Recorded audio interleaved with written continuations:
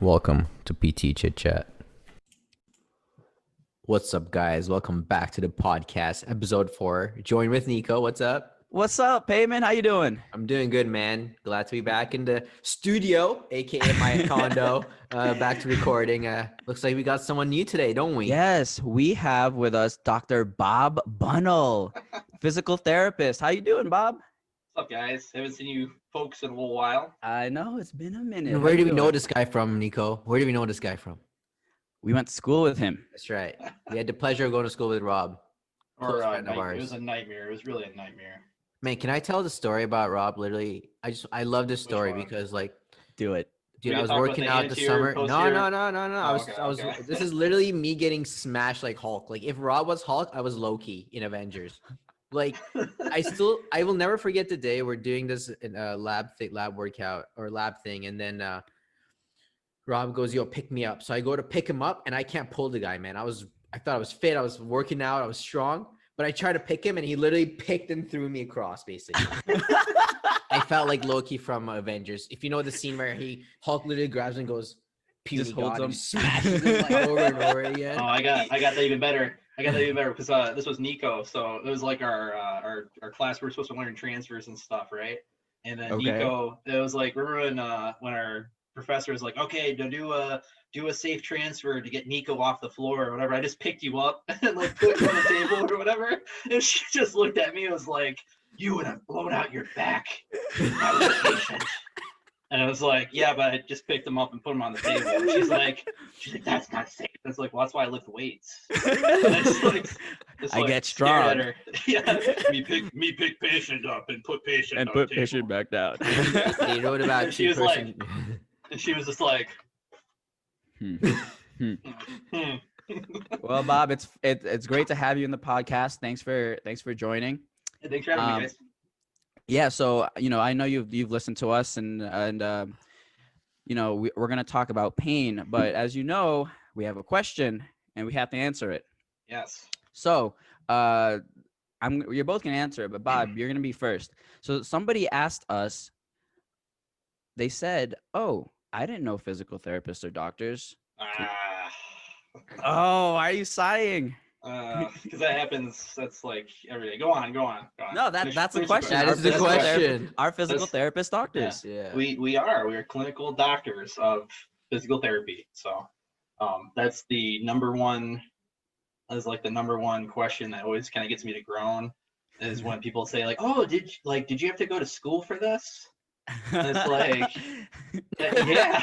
I didn't just come off the streets. Yeah, no, I just came in here and I applied for it. I was originally going to be, Honestly, that's what I tell my patients. Like, just obviously joking around, but like I tell them that all the time. Oh, I'm just some guy from the streets that just came in Are here. you kidding me, dude? They asked me, My- "Did you go to school for this?" And I go, 7 whole years. Yeah. My They go, favorite, "What?" my absolute favorite is like, so it kind of ties into our other topic, but I'll get a patient that like really trusts me, right? And they're like, I'm making them feel better. Everything's getting Uh-huh. better. They're Uh-huh. progressing. And then I got to like leave because I got the day off on Friday or something.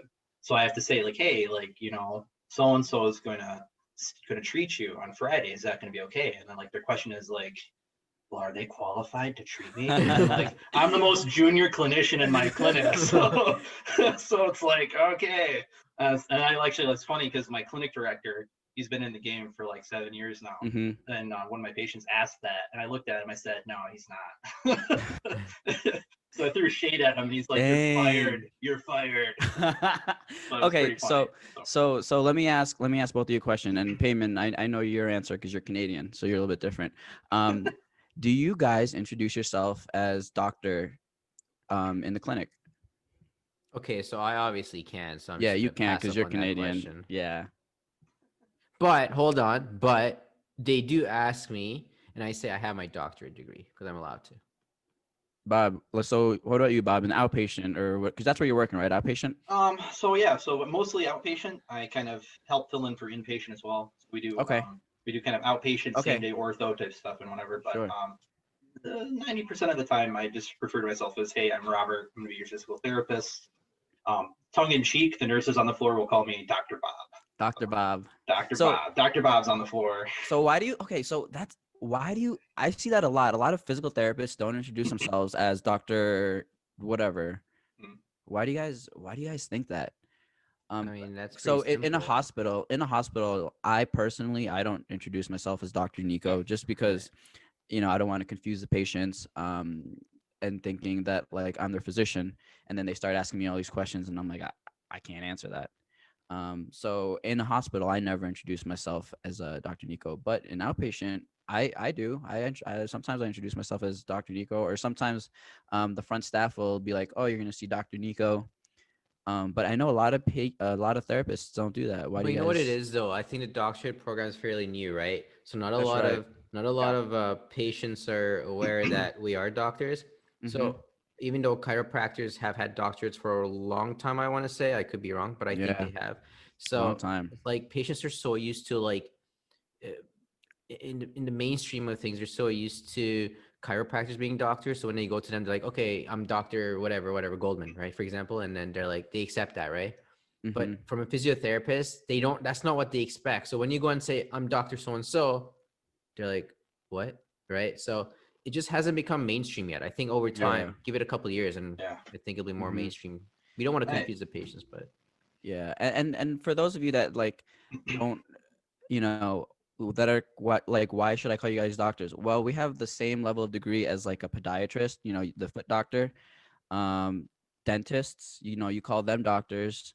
Optometrist, eye doctor, pharmacists, they're also doctors. Chiropractic, like you said, and even a doctor of nurse practitioner, that's pretty new. an MD obviously is a doctor of medicine, Yeah, right? So right. I think So the biggest thing is that I think a lot of folks misconstrue doctor as like, oh, if you're a doctor, you are a physician. And physician, yeah. right, I think a lot of people have they don't kind of look into the meaning of doctor means like in right, Latin, like doctor means like to teach or like educate someone.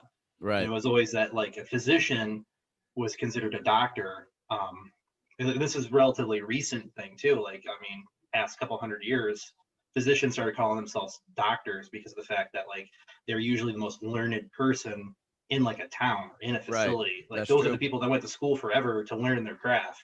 Mm-hmm. And that's why you still see like when you go to schools like grad school or whatever, or even most universities now, you have to have a PhD. Those people are doctors. They are educated, Absolutely. people. So Absolutely. teachers, and I think that's the root of the word. I think a lot of times people just, for austerity purposes, just assume that doctor just means someone who practices Yeah. medicine. It's like Right. it's Yeah. just There's. someone who's focused on And education. ultimately, obviously, the title in front of our name is not an indication of like, the goal is to make the patient better. It doesn't really Yeah. matter whether, Right. we have the title in front. Oh yeah. Having said that, I think people do need to realize that we do go to school for this for a really long time. We put in a lot of work in and out of the clinic, right? A lot of us research a lot of, like, everybody's always learning. We're researching a lot of stuff. We're researchers, right? Mm-hmm. We go to school for this. So I think people do need to appreciate how much work we put into it. Mm-hmm. So that we're, they appreciate us more. We're knowledgeable people, right? We're Yeah. knowledgeable. And We know what we're talking about. We're Some not of us. just Joe off we're not just Joe off the street treating your foot or shoulder or whatever, right? Yeah. Yeah. So sometimes if that helps the patient realize we're knowledgeable, I think in the future we do need to address ourselves as a doctor so and so, Mm-hmm. just like chiropractors do, right? I Mm-hmm. honestly think chiropractors get more respect than physiotherapists. That's just me. And again, it's because like you said, they've been around for a long time, and they've been needing that requirement to be a doctor of chiropractor for a Yeah, long I mean, I time. had one person ask me, "Did you get your degree in 2 years, like a massage therapist?" Not bashing on anyone, but I was Right. like, "No, like, I mean, no." Like, I spent 4 years in university and then 3 years after in a condensed program at Duval. We had no summers. Yeah. So if the title helps you realize that and helps you realize I know what I'm doing to make you better, then I'm Mm-hmm. all for it. But ultimately, the letters, you know, physiotherapists are probably the most personable people. Like, people love us, right? Because we spend so much time with them, listen to them and get them better, which I'm sure we'll talk in the pain section a little bit about that. Yeah. But no, Yeah. yes, we're doctors. A lot of us don't address each other as such, but Yeah. whatever. And it doesn't matter. And I tell my patients, call me whatever. Just don't call me late for dinner. I know. Jeez. I hear that joke all the time, so I had to throw it in there. I just say call me payment, but yeah. So, so guys, I hope that answered your question. Yes, we are doctors. You can call us doctors. Some of us don't address ourselves as doctors, but we still are. You have to call me doctor. Yeah, we're not. We're pretty nice about it. Call us Bob or Nico or Payman. Yeah. We don't care. As long as next day you come in with a solid improvement, I don't care. Yeah, you can call me whatever you want. I don't care what you call us. As long as those scores go up, baby. So, okay, so speaking of scores, so we don't really only look about scores, right? We also think and we care about people's pain, which kind of segues into What? I only care about outcome measures. I don't know what you're talking about. So this kind of segues into our main topic today. We're going to talk a little bit about like pain science, why we hurt, and kind of that general topic. So guys, so if a patient comes into your clinic and they have chronic pain, right? You know, they've been hurting for a long time. What kind of things like would you expect to see? Like what kind of different? Let me interject. So you said comorbidities? chronic. I know you hate that word. I do know. hate it. Define it Hey, for me. doctor. What's chronic? It's been a long time. They've What's had the chronic? pain 1 for a week, long 2 time. Talking weeks, about Dr. 3 Dre weeks, or what? 2 months, 3 Dr. Dre. So in your mind, they say they've had this pain for a very long time. You know what does I that think patient 6 look months. like? 6 months of pain. I'd say chronic. But anyways. I mean, if we're gonna, it's snapshot. So I get my new patient paperwork from our front desk worker, Sure. and literally every space on the paper that you can write on has been written on. Yeah. Like that's- everything. yeah, And yeah. like from the first moment they felt pain to the last time they had like a toothache that somehow triggered their back pain, and then they Right. had like they got laid out, and they almost entirely identify with everything. Everything is painful. Everything. They painful. become that person. They have literally. And so yeah. in your That's scary. mind, you're already thinking this patient uses pain as like a big indicator of like who they are, right? Oh, yeah. Yeah. I think the other thing too is that, and this is one thing that as a PT and as a clinician, doesn't matter if you're PT or whatever, it's hard to keep this mindset. But these people are feeling pain. They're registering a negative association with some sort of sensation in their body. Right. And it's kind of interesting because usually what I find is these people they're feeling normal things that you and I feel, but their brain is misconstruing it as something bad. Like a lot Right. of times it's like a normal sensation. So a lot of these people. And there's a lot of different like factors that affect this. Oh yeah. For example, you know, if this person you know, they've been to all these different types of clinicians, right? Like not just physical therapists, but just, you know, chiro, massage therapists, or all different that stuff. physicians. Yeah, Bouncing between different physicians back and forth. Yeah. Or they use words like triggering words, you know, like bulging disc or those words that I hate. I hate those words. I blew my back out. Yeah, blew your back out. Yeah, then that's just I hate that. Something slipping. Now, what do you think? What do you think? I don't work with a lot of chronic patients. What do you think is the cause of them kind of feeling that way? What do you think? Do you think it's their do you think it's their past history having to do with it, where like they maybe sought out treatment and you know what, they just didn't get better, and then they sought out another treatment from maybe a not so qualified therapist and they didn't get better, and then ultimately they went in this loophole? Or do you think it's maybe something else?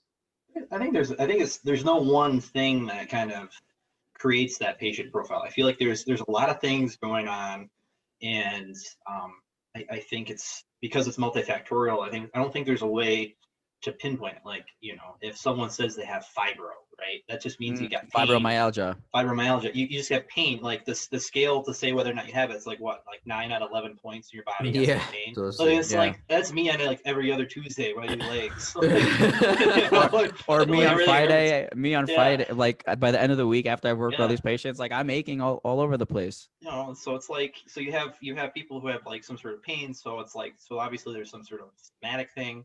There could be something that is like psychological, like there could be a stress response. I mean, there could be something super deep, like, you'd be doing like a release or some sort of thing to someone's neck to work on neck stuff.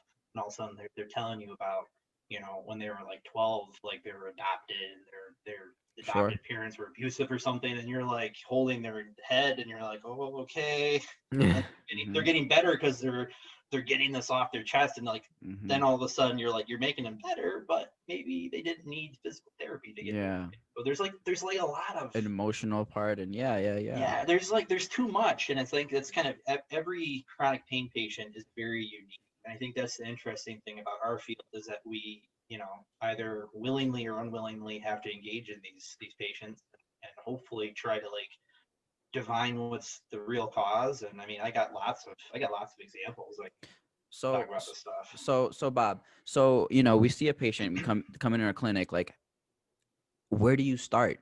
How would you personally, they say, oh, I have this pain, I have pain in my shoulders, pain in my back, pain, and like, oh, like this person kind of starts saying fibromyalgia, and and just where do you start? So before we jump into that, I was just thinking, because I was listening to Rob talk about that stuff, I was like, you know what? Have you guys heard when like somebody comes in and goes, my sister or my friend told me I have this, and like, like, oh my gosh, like, you know what I mean? Like, or my friend has this, I feel the same thing. And then it's like they're scaring them away. Like, it's those scare tactics. I think my friend has a blown out back, and they said that I can't get better unless I get everything fused. Or like, oh, they had to have surgery. Do I have to have surgery? Like, no, you don't, dude. You have full range of motion. You have full strength. You have mild pain. No, like, right? No, there's a lot. I mean, I actually had a guy the other day, and he was like, I tried to have him do, so he's low back pain, right? The first thing is like, what's your range of motion? I'm like, all right, fold over, touch your toes. He like gets like halfway. I'm like, okay, like, can you go any further? He's like, well, I don't want to. I'm like, oh, is it like, does it hurt? Like, oh no, I was told by a physician 20 years ago to never flex my spine. And like, they just avoid flexion. I'm like, well, how do you tie your shoes? And he's like, well, I do this, and he gets his leg up, and he's flexing his spine. He's just flexing it in a weird way, in a different way, right? Yeah, and I'm like, well, you're technically flexed. And he's like, no, I'm not. I'm like, I'm gonna take a picture with you of your phone. And he's like, so I take a picture of him. He's like, oh, hot damn. Hot diggity dang. Yeah, he's like, man, he folds over. Yeah, he folds over, and he's just like, looking at me. He's like, can I go further? I'm like, I don't know. Can you? Try it. Try it. Yeah. He's probably like, man, where were you 20 years ago? I could have saved some. Actually, it was like 3 visits. He's like, yeah, I'm good, man. We're good. I can. Yeah. Anyways, go ahead with what you were gonna ask. So we were kind of talking about the wall of text. So Rob gets this wall of text, all these issues, all these pain. How do you go from that wall of text to a neatly organized maybe tree or branch off from there? What's your thought process? Because if I got that, I would be like, all right, can you guys help me out here? Because like, I'll just walk you through it. So you said a guy's got like kind of weird neck pain, right? Sure. So first thing I do is, you sit down the patient and you just say like, when did this start, right? You're jotting down your notes. The guys, they're saying like, well, I had this ache or whatever, or they tell you the time frame. And I kind of go through the concept of screening physical things. So like, our job is physical medicine, right? So I get their history. I make sure that if there's trauma involved, like if they got in a car accident, did you get x-rays? Did they x-ray your cervical spine? So is there anything broken up here that I need to not touch? And just make sure that looks good. Get rid of that objective stuff. So I mean, I had structurally, it looks great. One of my patients actually kind of has this. She's got like chronic vague neck pain. It turns out like 4 months ago, she was unrestrained in her car and she got T-boned. She like flew head first into her driver's side wheel well like this, and like smashed her head in there. And like that's the cause for injury. So before I even did anything, when she's telling me this, she didn't write this down on her form. So I'm like, she's like, yeah, I got like a bender. I'm like, okay, like what happened? She's like, well, I went head first into the passenger side door. I'm like, whoa, I'm gonna go look at your X-rays real quick. Hold on 1 second. And, you know, make sure yeah, those fractures, right? You know, so then I mean, you're checking the physical stuff. So you're doing your tests, right? So can they flex? Can they expand when they rotate? Does anything that stuff bring on their pain? And document that stuff. You do your special tests. Does compression bother them? Does swirlings bother them? All that stuff. You know, sharp cursor or whatever. You clear out the physical stuff. Right. And then you start looking at like the nitty gritty. Like, does movement hurt? Are they inhibited? Like, and then you kind of go from there. And usually it's kind of, that's when you start to tease apart the kind of the little stuff. Like, you know, if you feel like there's some sort of musculoskeletal thing going on, you start looking at soft tissue stuff, right? That's our next thing. If everything's good to go X-ray wise, I mean, I'm looking at soft tissue. Right. At that point, like you know, they're laying down, you're poking around in their neck, is it tender? You're feeling how joints are moving, and then you're asking them the other stuff. So like, you know, have you had this before? And then that usually opens up the door of, well, I had this before when X, Y, and Z happened. And it's like, okay. And then usually there's like this kind of slow progression. Like you're going through the eval, hopefully you're doing stuff to kind of relax them. So like almost all the stuff I do cervically is to relax some of those muscles. Sure. Like, you know, our neck's a very mobile structure. Usually things aren't moving. It's because they're like, they're tense. Up. Yeah. They're tense.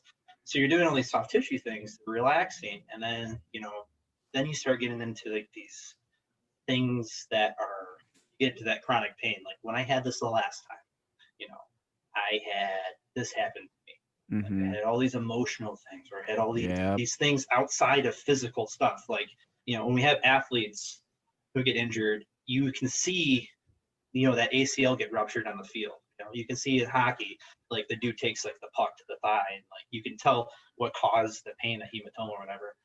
But like you got to pick apart the pieces. You have to like peel back the layers of the onion for these chronic pain patients. It's not just always like, okay, you know, I woke up and now my whole body hurts. It's like there's all these little layers, things. right? There's layers, because this is a reason, and then that, and then that, and the stress and the family, and So that's kind of, I mean, that's where I start. And then it's, I mean, there's the decision tree is like, I mean, you're going all over the place. So, but you start at the physical, kind of work your way there. Like rule out what the physical stuff is. Is there something mechanically wrong? Can I fix something mechanically? And then if you can't, you go from there. What do you guys think? Do you think that? So I'm just gonna say my opinion. I don't believe in like 10,000 things causing one problem. That's just me. It's just the way I work. I think there's a root cause to something, and that may kind of develop to maybe one more thing, maybe two more things, right? So how do you go from this? You kind of talked about this giant onion peel, and you got to this core, and now you're gonna work on them. Now, I think what's important is we're not always like 100% correct on what the core is, right? So physiotherapy kind of like molds itself through treatment sessions and so on and so forth, right? So Rob, do you find like your treatments kind of vary from session to session? And it kind of changes until you reach that ultimate goal where they're like, you know, fully happy, right? Yeah. I think with those folks, I think depending on the patient, I mean, you have a lot of people who've been passed around the medical, you know, like you have people tossed around, they've seen this physician, and then that physician refers them to a PMNR, physical medicine rehab doc, and they send them. They're like, well, maybe you should see a chiro. They see the chiro. Chiro's like, oh, I'll just, you know, do my thing for a number of visits, and then they get kind of better, then they don't. But like they feel a lot of times, a lot of folks, they don't have that person sit down and talk to them. And I feel like that's I think the most important part is just the talking and listening. Yeah, we're listening. Really good at that. What is your pain? Where's your pain? What do you think brings it on? What do you think? Like usually when you go to a doctor's office, it's like, this is what's wrong with you. Right. Yeah. And a lot of these patients, they come and they're like, well, you know, I had a nursing student came in, and she's like, you know, she's got this chronic back pain because she sits all day, and she's got like hyperlordosis and stuff. She comes in and she's like, I'm like 5 visits then we're getting rid of like her tight hip flexors and stuff, getting her core stronger, her back stronger. Sure. It comes in like 6 visits, she just sits down, she's all smug. she looks at me like from a distance. I'm like, hey, what's up? And she's like, I know what's wrong with me. I'm like, oh, cool. Like what? Like I'm like, cool. Like what's wrong with you? Like I don't know. And she's like, I got the lordosis. Lordosis. I'm like, But so the does everybody else in lordosis, here. yes. We're gonna be more specific. And like, so that's the thing is like someone like, you know, she was told that buzzword, like this is what you have. You have lordosis. It's like, well, she's got hyperlordosis, not necessarily as a cause. It's a symptom of something like else. Her hip flexors being crazy tight, pulling her forward and doing all sorts of weird stuff. And like trying to explain that. I think sitting down and like talking and explaining. Man, for sure, yeah. On. Honestly, the listening part is huge, Rob. Like I'm like 100% with you. Like so often, like I go, have you seen another physiotherapist before, right? Yeah. Or physical therapist for you guys? And then Thank you. They go, yes. I go, okay, great. What did they do for you? So they'll go X, Y, and Z, right? I'm like, okay, Right. who else have you seen? They go, oh yeah, I saw the same guy. So what have you done? They go, they did the same thing, X, Y, and Z. I'm like, great. Did that work? Like, I'm like, great, we're not doing that. Right? Yeah. So, guys, let's like sit down and talk. Anybody out there that's a PT, sit down and talk to your patients. And then you know what else I do? I'm like, so I as they get to like the end phases, and I go, so you want to do this next week, in 2 weeks? What do you think? Do you think you can manage? He goes, what do you think? I'm like, no. This is not how it works. You and I are a team in this place. Mm-hmm. And I work together to help you. Okay. So that's how I do things. I'm glad Rob does the same and Nico does the same. I think that's super important. Like we're not this, you know what, come back next week, twice, next week, twice a week. Five times a week for the rest of your life. I promise by the 10th visit, you'll be good. No, listen, it doesn't work. I think the biggest thing is like when I introduce people and I start the eval, I give them the spiel. Like we do a lot of hands-on manual therapy. So yep. It's us too. And so I'll put my hand up for that one. Yeah. And like it's not like there isn't a lot of evidence-based practice stuff for manual. Like it helps people. I like to use the phrase, if you stare at a patient long enough, they get better. Sure. But like I think the biggest thing is like first introduce yourself. You go through the thing, they tell you what's going on. So the first like 15 minutes they're telling you things, and then you're shutting up and listening. Yeah, and you're testing them, and you're like telling them what you're doing. I always tell them what they're doing. Like, this is what I'm looking for. Do you have any pain? Yes or no? And you're doing those like fun tests to see if they're faking things. Right. And then you go through this process, and you're listening to them, but you're not jumping in. My desktop just turned off. That's fine. Come on, Rob. My camera is the only one that's allowed to be bad in this place. So no, it's like so like you go through this process where you're doing these small changes, and you're not going through this process where you're like, I'm gonna fix you right in one go. I always say like this is gonna take a few visits. Like it's not gonna be like this. Like my goal is like if I can fix you in one go, like I'm gonna do it. Let's see if I can fix you. But like I always tell them, like because you've been dealing with this for a while, there's a possibility that this pain can come back. Your job, and I always put this, I preface it as it's your job, your responsibility. You're part of the care team. So as opposed to like my doctor's fixing my therapist is fixing me. This person's job is to fix me. It is now we're going to do this together. And it puts some responsibility, but also it lets them, it makes them trust you more, because they're like, okay, like this person like genuinely wants me to get better. And I think that's kind of an interesting thing. So like through listening and educating and then trying to make these small changes, you're not flipping their life upside down, right? So if someone's got chronic back pain, like I'm not going to make them do deadlifts right away. I will make them do deadlifts eventually. I make them. If Rob's in the case, honestly, I'd make them do deadlifts too. Yeah. Eventually. But it's like one of those things where I think when you take it slow, I think a lot of times like they want that quick fix because they've been dealing with pain for a while. And I think the problem is that no one's ever taught them what's being told to them. They're just like, okay, I got this piece of paper. It says I got this, so I gotta get fixed. And then like, like you guys know this, like you get a script for this, like, lumbago or right. Like oh my gosh. Cervicalgia. Yeah, cervicalgia, which just means like back pain or neck pain. That's what that means. We've been getting a lot of say like debility. Right. Like our two something. It's like debility. Like what is debility? I got the debility. personally though, I like scripts like that because it's more vague. Yeah. And we can figure out what's going on with them, Yeah. compared to like if there was one that said you know, like, I don't know, like a disc problem. Yeah. And Oh, yeah. and you know, personally, if I was a patient and you know, somebody said, "Oh yeah, you blew a disc," and then you go to a clinic and then you see pictures of like, you know, have you seen those skeletons with the little red Oh, thing, yeah. red disc Little popping out? goober hanging out. Yeah. Yeah. Oh, Or yeah. when I hear people explain to them like, oh yeah, think of your disc as a jelly donut, and then when Oh. you bend, like you're pushing the jelly out. Like, no, of course I'm gonna freak out about it. Of course I'm gonna be like, Oh, oh get the jelly back in. yeah, of course I'm gonna be like, oh no, like I'm ruined, like I'm never Yeah. gonna be healed. Oh, that's the thing is like explaining to someone. So they're like, man, I slipped a disc when I was in my 20s. They're in their 40s or 50s. It's like, Right. yeah, like it's like, you know, like I cut open a few cadavers, and it is really hard to get those discs out, man. Very hard. Those Yeah, discs so, are tough. So They're two using, things like, with saws those. and stuff. So number one is wording choice is very important with chronic Very, patients, right? very. Yeah. Just so you guys thought, your disc is popping out. It's never gonna go back. It's probably not gonna fly so well with a chronic Yeah. patient.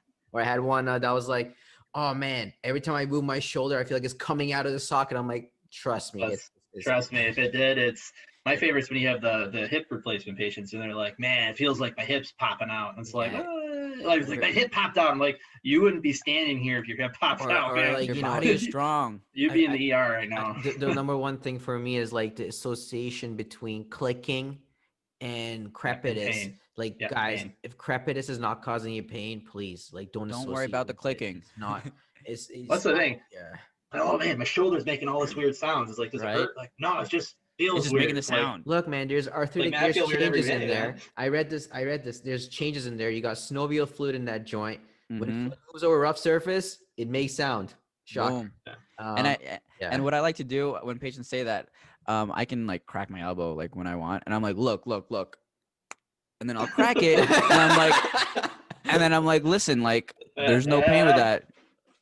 Yeah, exactly. And I'm like, listen, like you're okay. Like if you're not hurting and you're making all these sounds, it's okay.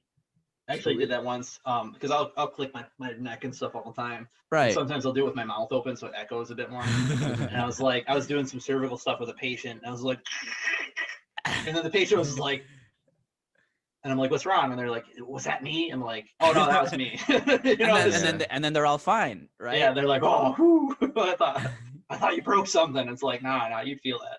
That kind of reminds me of like those experiments. Have you guys seen those ones where like they're touching like a mannequin hand and stuff? Yeah. And then, those are like you have your hand in a box or whatever. Yeah. And then someone stabs the fake hand. Because And you're like, honestly, oh! honestly, So- like I genuinely believe our mind, our perception of what we think is gonna happen influences what's going to Huge. happen a lot. Oh, so And there's a- so there's This a- is going away from PT a little bit, but well, you there's know. actually a therapist that he talks about this a lot. You guys heard of what's his name, Lorimer Moseley? yeah, Lorimer Moseley has a real good talk about this. Yes. He's That's like, all you guys. I just read. man, I research wanna articles all meet day. this guy and buy. I I know, wanna buy he's this guy so a good. beer. I want to buy him Why- a beer and hang out with him.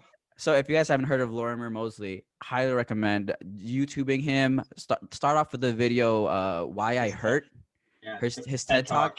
We'll Yeah, link he's that got- in the- he's- we'll look in the description. He's got I a just- million stuff. Rob, man. can you talk about Lorimer and kind of what? Oh man, so he's like this zany like Australian dude, and he puts everything with some like Australian flair, and it's like like he talks about his own experience with pain. Uh-huh. He breaks it down, and it's kind of like it's actually a really good example that I use. I don't use his example, but I just kind of loosely create a Right. scenario for patients where it's like, Let's hear it. you know, pain is a perception of a sensation.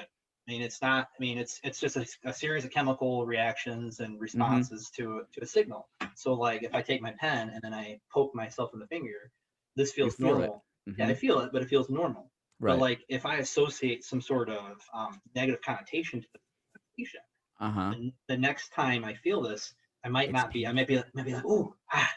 That's Right. kind of the same. It's kind of the same thing like when you like if you stub your toe and it doesn't really hurt, but your brain, right? Everybody's done this where you really smash your foot into a couch, right? You're like, Oh, yeah. ah, and you're limping around for a few days.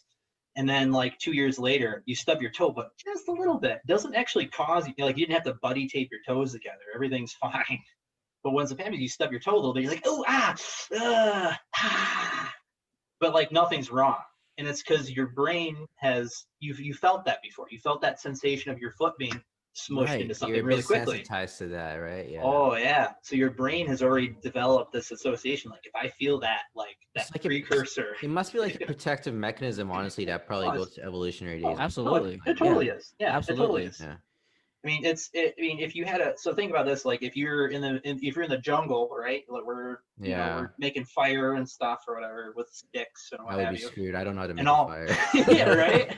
But like, With a let's say match. you're out in the woods, and like something bites you and it's venomous, right? Yeah. And you survive it. And if you didn't, if you were like completely unable to, like, let's say for instance, if you felt the bug again in your brain, you had to sit there and think like, hey, like, I felt that before. Like, man, I wonder if that's a poisonous insect. Or is that a hit me bug again? last time. Yeah. So instincts to be like, and get it off of you. Absolutely. You know? Like, you're gonna, you know, Absolutely. have And that that definitely relates to like negative experiences in life too. You're a lot more Yeah. sensitive to them once you experience them a second or third or fourth time, right? Oh yeah, and it's a system that processes past your frontal cortex. Like, you don't have to think about it; it just happens. Just happens. Right. So how do we kind of fix that? What's the way? So that's kind of what like the pain science is, right? Like we have these past experiences, they dictate pain, they make things oversensitive, and we need to teach patients, right? Like that, you know, just that muscle, that tissue isn't necessarily what's causing you that pain. It's not necessarily like, oh, it's from your head, right? Because if you said that to somebody, then No, it's just like, don't. Yeah, I'll say like if I feel the patient and I are like driving, I'll say like, oh, it's just because you're crazy. Yeah. Honestly, if they bring it up and they're like, oh, it must be in my head jokingly, like, yeah, sure, but like, out of the blue, I'm not going to say it's in your head. They're gonna be like, what? Don't say that. Don't say that. Like, are you saying it's not real? And then you're gonna lose trust really quickly, and they're not coming back, and that's not good. Yeah, that's a bad. Absolutely. I think the biggest thing is I mean, like, touching back with what we're saying, like, the biggest thing is referring to these studies and these talks and stuff.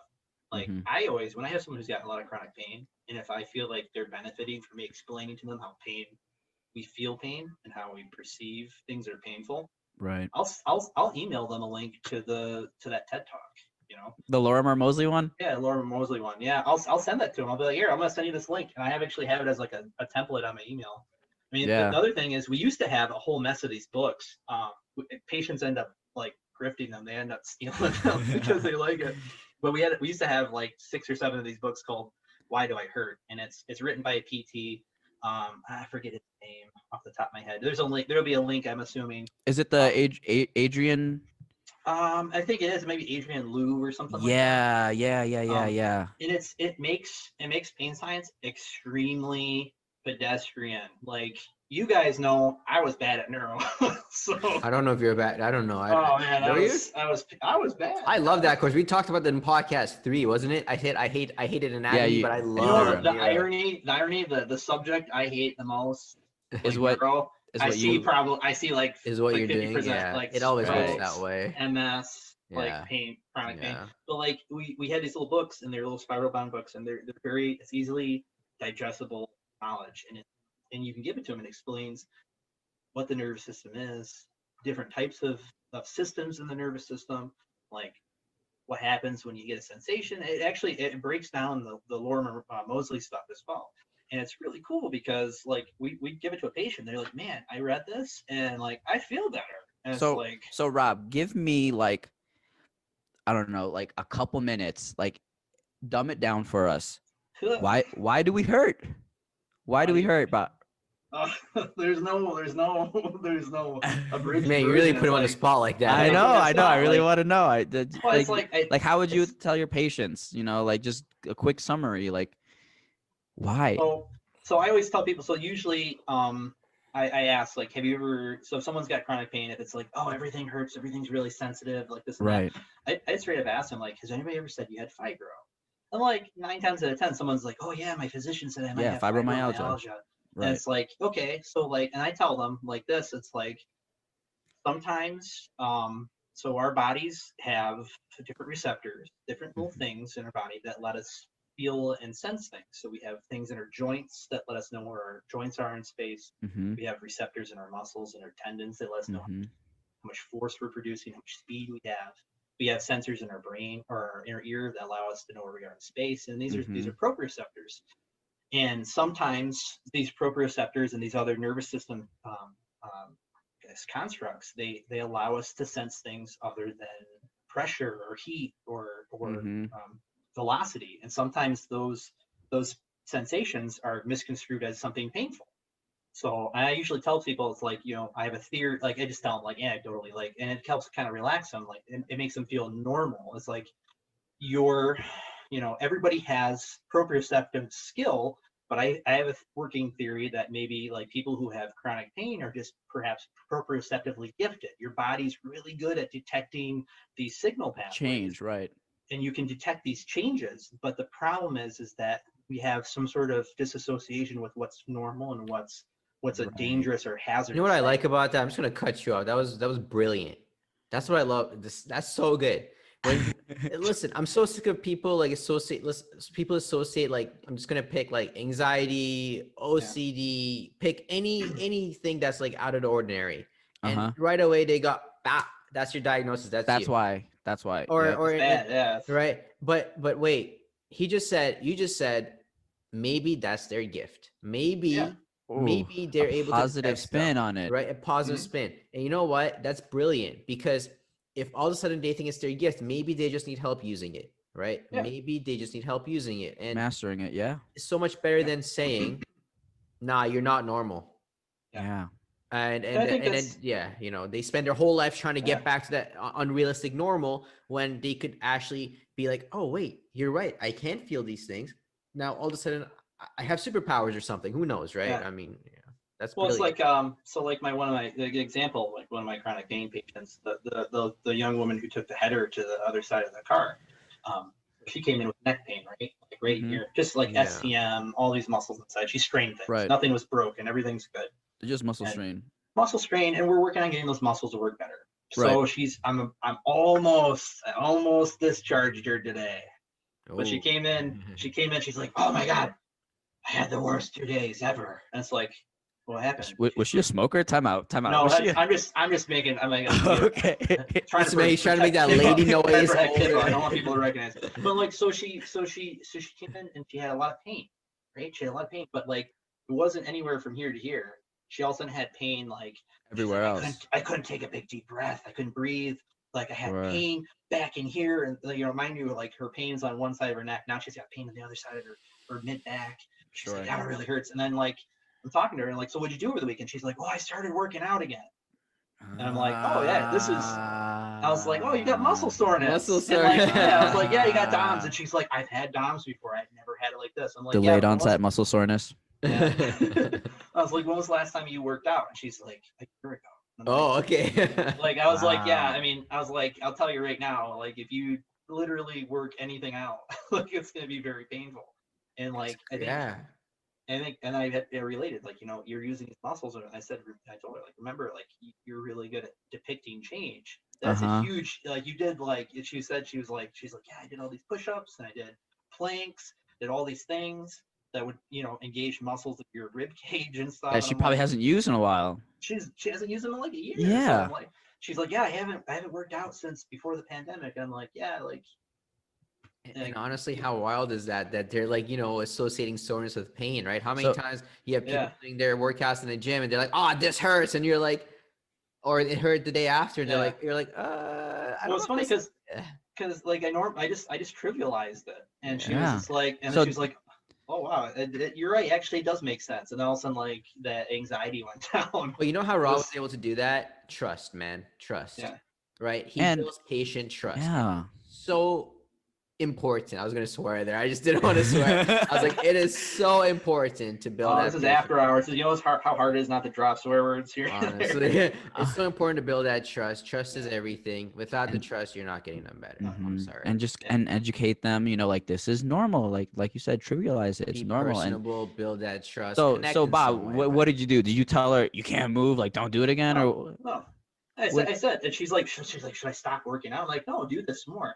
And like Do I said, more, like, yeah. what we're gonna do is, I said, I'm gonna do some stuff. We'll maybe do some MFR, some myofascial release. I don't have a Mhm. microphone to speak into like you, but like, myofascial release. And it's kind of the stuff that's, like, does it work? Maybe she just needs to have normal pressure, normal sensitivity. Right. I just Just have to, desensitize and just like jab at the muscle until her brain's just like, all right, Sure. he's poking me, like and whatever. And yeah, and honestly, that's what I do. I tell patients like, listen, like this body part or whatever is very sensitive right now. You need to just desensitize it. So whether that means jab it or hit it with a pen, load it, loading it, yeah, making it work. loading it, make it work, get it used to different textures, different feelings, and then Yeah. your body will start to realize like, oh, it's okay to feel this, or oh, it's okay to move. Just give your body permission. Make it normal, like Yeah. normalize what's going on. Yeah, normalize what's going on. Exactly. And it takes time. It's a process, right? It's not an Yeah. overnight thing. Absolutely. It's almost like again, I don't know if it's like, but it's like quitting smoking, breaking a habit, breaking any bad habit. You have to consistently work on it every single day, and which is why we're here, right? In a way, to reassure you that everything's going to be okay. And I think, I just need to understand it's a process. Stick to it, comply with it. You will see changes, Mhm. slowly but surely. So I think it's, just got to stick with it, and that's what Mhm. we're there for. But I was going to talk about something else. It just went away. Oh yeah, I got it. Okay. So actually, I just wanted to jump ship for a second. Now, Rob, do you use passive modalities? I personally do. I'm just going to be honest. I do use define I a don't. passive modality. electrical stimulation, Oh, I hate IFC, it. ultrasound, I you know personally me. don't. TENS. You know me, Pay. You know me. So I'm the meathead. So I want obviously, you moving. Rob is a manual therapist. He believes in active treatment. Nico is also a manual therapist. He also believes in active treatment. I too am a manual therapist. I believe in active treatment. So I think there's a time and place for everything. Yeah. Personally, so like that's kind of a loaded question. So because let's talk about so let's talk about for example, Yeah. a TENS unit, right? Say somebody's got back pain, Yeah. and they use a TENS unit. does it- My problem, payment, why I don't personally use TENS unit is because, like, yeah, it feels good. It feels good to everybody. Yeah. But then I'm gonna be like, ooh, I This- need that. Like, that's the only thing that makes me this better. is what so like we get that. So I'm at a clinic that's at the precipice of going from only doing passive, like terrible non-exercise based stuff. And a lot of our patients, the last time they came to our clinic, they're like, yeah, last time I came here, all I did is I sat on a machine, I did some leg press, I did Put some weight, heat on. put some heat on it, made me feel right. good, and then I left, and then my back hurts still. And like, And that's a one key of word. My back hurts still. my back hurts. So what I always tell people is, and especially if someone comes in, they're like, hey, I want some TENS, I want some E-stem. They're like, man, I need that E-stem. I need that E-stem, man. they get And, addicted like, to that stem. Yeah. And I tell them, Or like, same so, thing. like, Same thing with manipulation. They get addicted to the crack. Oh yeah. Yeah, and I tell people, like, I see what you did there. Okay. Yeah, you like that? It took me a while I to got you. get there, but I got there. I got there. No, Let me get so, that like, crack. So I so I tell people, like, the first thing to do is, like, if it's kind of like when a patient goes to a physician, it's like, man, I need that Dilaudid because that's the only thing that works for my pain. Like, I tell people, like, do you have one of these things at home? And they're like, oh, no, I don't have that at home. It's like, well, then why would I use this?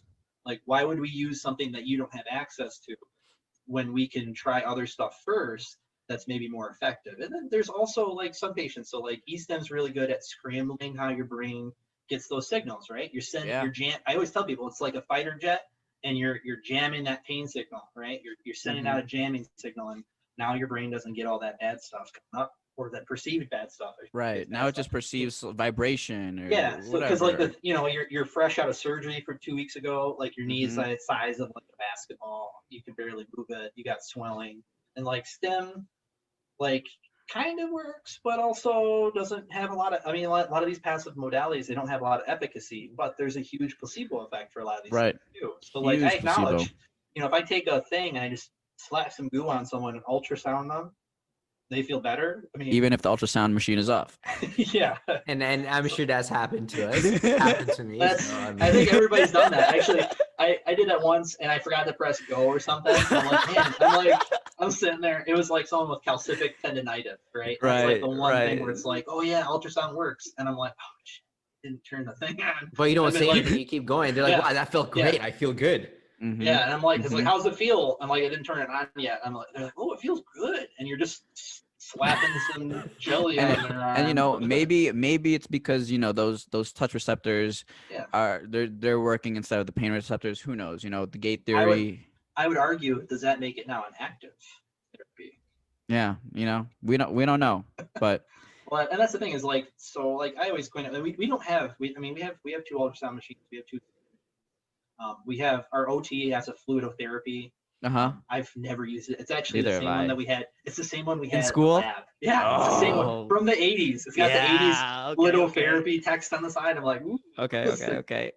But like, it's one of those things where even people when they're like, man, I want you to throw some ice on. It's like, don't you have a freezer? Like, throw that thing on at home. Like, we're gonna do the stuff that I can. Like, I'm gonna wiggle your joint. Honestly, if it's push ice, these I'm not gonna muscles. lie. Like the ice packs we have in the clinic conform to the joint, whereas they have these like bulky ice packs that they can't get around and cover. Payment, But I'm gonna cue you in on American Secret. You know, I don't think you guys have these in Canada. Ice It's cubes. called a big old frozen bag of peas. And I then hate when you're peas. done, When you you can say turn peas, it I into hate soup. peas, bro. I You can hate turn it peas. into You can make pea it soup. soup. We talk about green peas. Keep We it talk about inside the green- plastic. Green peas. I hate Keep it peas. inside the plastic. Yeah, don't it's just a bunch of frozen peas. Imagine sitting. You got a Imagine sitting bathtub. on your knee. Bathtub full of frozen peas. Um. No, you can use corn if you'd like mixed vegetables, famine. Yeah. The smaller stuff. You know, smaller I stuff. think No, next time cauliflower. I'll just bring them peas and see what their reaction is. I'll ask my director what she thinks of it. You can sell it. You gotta keep the price tag on it for like $1.50 or whatever it is in Canada. It's COVID And time, then man. I gotta sell- raise that sell to it at for- least $2.50. Come Yeah, on. no, sell it for like $50 and say it's a medical device. Yeah. See if the Yeah. insurance will No, pay for it. I'm with you guys. I think, you know, a lot of times anyway, the chronic patients have tried passive modalities. It hasn't worked for them. It's been a Yeah. temporary relief. So getting there yeah. and being active with them is key. That's not to And- say obviously modalities and showing play a them role, but you know. showing them that like movement is okay. Yeah. And you know, training them like, hey, listen, like you can do this. You know, you can do this. Of course, do it gradedly. Don't just Yeah. have Don't them jump in. deadlift something. No, but like nice and easy.